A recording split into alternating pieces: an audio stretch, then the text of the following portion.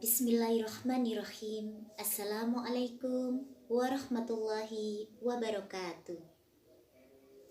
Alhamdulillahirrabbilalamin.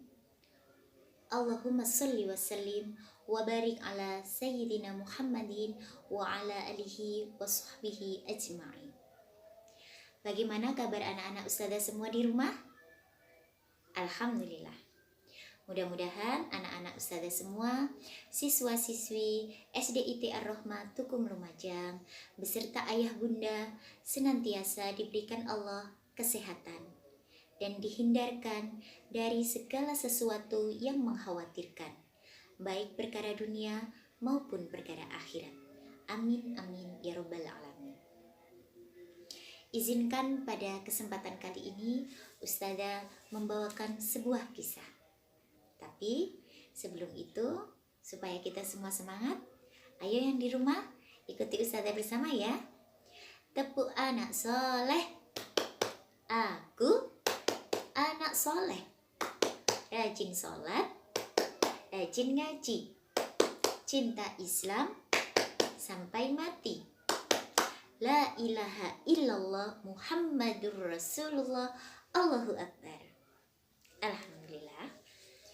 Seperti yang tadi ustazah sampaikan, pada kesempatan kali ini ustazah akan membawakan sebuah kisah yang berjudul Qorun yang Kikir.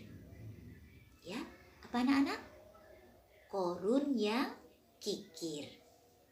Ada yang pernah mendengar nama Qorun? Iya. Qorun adalah seorang laki-laki dari Bani Israel. Dia hidup pada masa Nabi Musa alaihi salam. Pada mulanya, Qorun adalah seorang laki-laki yang hidup miskin anak-anak. Bahkan saking miskinnya, dia tidak bisa memberi makan kepada keluarganya, sehingga anak dan istrinya merasa kelaparan. Oleh karena itu, dia meminta kepada Nabi Musa untuk berdoa kepada Allah supaya ia diberikan kelapangan rezeki. Maka berdoalah Nabi Musa kepada Allah Subhanahu wa taala agar Qorun mendapatkan kelapangan rezeki.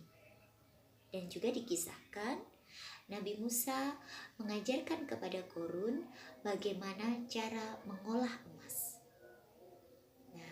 Dari keterampilan inilah akhirnya Qorun bisa mendapatkan harta yang berlimpah ruah.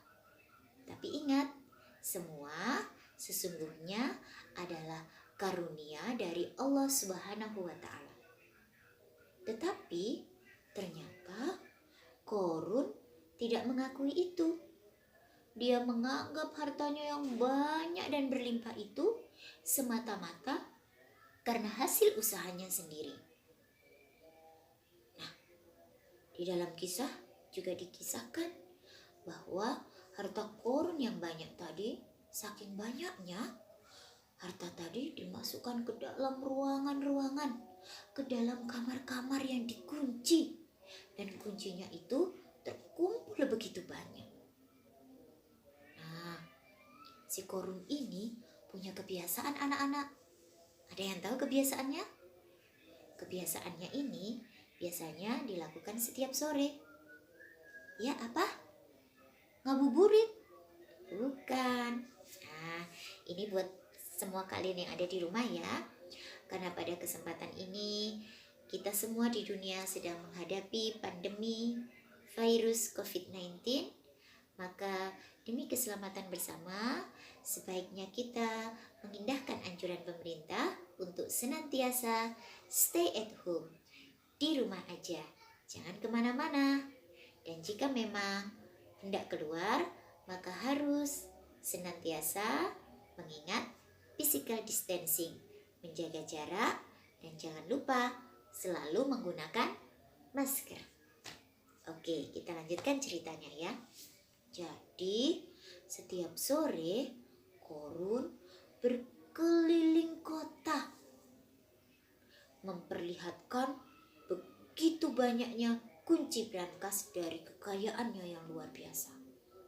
Sambil dia duduk di atas keretanya, Dia membusungkan dada dan mempertunjukkan begitu kekayaannya yang banyak. Hingga pada waktu itu banyak orang tua yang menginginkan anaknya supaya bisa menjadi seperti Qarun, menjadi sukses, menjadi hebat, dan menjadi kaya raya. Nah, ternyata karena kesombongannya Qarun tadi ini, dia mempertontonkan kekayaannya. Ada satu hal lagi yang tidak boleh kita contoh dari Qarun. Qarun adalah laki-laki yang kikir, laki-laki yang medit, pelit. Dia tidak mau menolong. Jika ada orang-orang yang datang untuk meminta sedikit dari harta kekayaannya, dia tidak mau memberi. Dia menganggap kekayaannya bisa habis karena diberikan kepada orang lain. Nah, pada waktu itu orang-orang yang solih sudah memberi peringatan dan memberi nasihat kepada Qarun. Hai Qarun, kecelakaan yang besar bagimu. Tapi Qarun tidak mendengarkan anak-anak. Dia tidak mau mendengarkan nasihatnya. Kita tidak boleh seperti itu ya. Jika ada orang tua, ustadz-ustadzah yang memberi nasihat kepada kita, kita harus mendengarkan. Mereka memberi nasihat semata-mata karena mereka sayang kepada kita. Jangan seperti Qarun. Bahkan iblis juga membisiki Qarun. Dia menganggap orang-orang yang memberi nasihat itu sesungguhnya sedang iri kepadanya dan menginginkan hartanya yang luar biasa banyak tadi.